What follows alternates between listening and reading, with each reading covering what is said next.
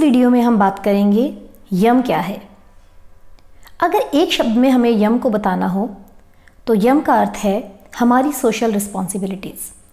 हमें समाज में कैसे रहना है और हमें समाज में कैसे लोगों के साथ इंटरेक्ट करना है, यही हमें सिखाता है योग का पहला अंग जिसे कहा गया है यम।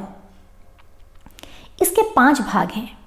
सबसे पहले इसमें कहा गया है अहिंसा। अहिंसा जिसका मतलब है नॉन वायलेंस। सिर्फ लड़ाई झगड़ा ना करना ही इसका अर्थ नहीं है। इसका अर्थ है कि हमारे शरीर के साथ साथ हमारे विचारों में भी अहिंसा होनी चाहिए। हमारे शब्द ऐसे ना हों जो दूसरे को तीर की तरह चुभें। इसलिए अपनी वाणी पर, अपने विचारों में भी एक अहिंसा का पालन किया जाए।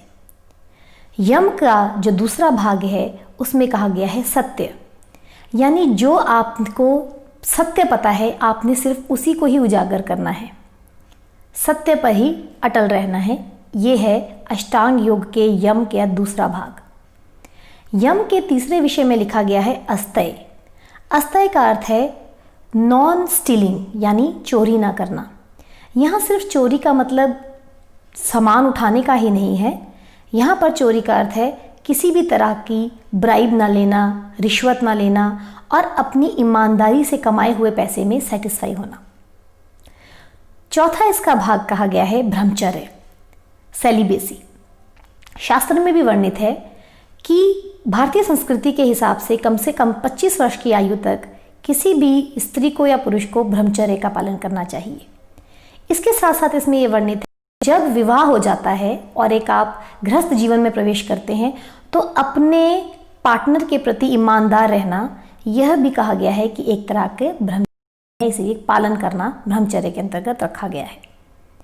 5वां भाग जो यम के अंतर्गत है वह अपरिग्रह, यानी बहुत ज़्यादा चीज़ों को इकट्ठा ना करना, बहुत ज़्यादा वर्ल्डली थिंग्स को कलेक्ट या एक्यूमुलेट ना करना, उम्र के हिसाब से उन चीज़ों से धीरे धीरे डिटैच होना शुरू करना।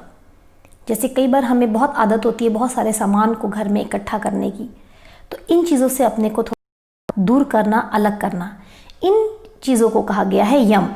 अगर हम बड़े ध्यान से सोचें तो हम पाएंगे कि अष्टांग योग का जो पहला अंग है जिसे यम कहा गया है वो हमारे जीवन के स्वरूप को बदलने में कितना सहायक है। महात्मा गांधी ने सिर्फ अहिंसा और सत्य, इन दोनों को ही पालन करते हुए भारत की आज़ादी में कितना बड़ा एक अहम संघर्ष किया। तो हम समझ सकते हैं कि अगर हम यम के इन 5 अंगों को समझते हैं तो हम अपने देश को, अपने जीवन को कितना बदल सकते हैं। इसीलिए योग सिर्फ आसन ही नहीं है। आसन का वर्णन तो अष्टांग योग के 3रे नंबर पर बताया गया है। सबसे पहले गया है यम, क्योंकि ये हमारे माइंड कल्चर को बनाता है, हमारे विचारों में परिवर्तन लाता है, टू ट्रांसफॉर्म आवर माइंड। धन्यवाद।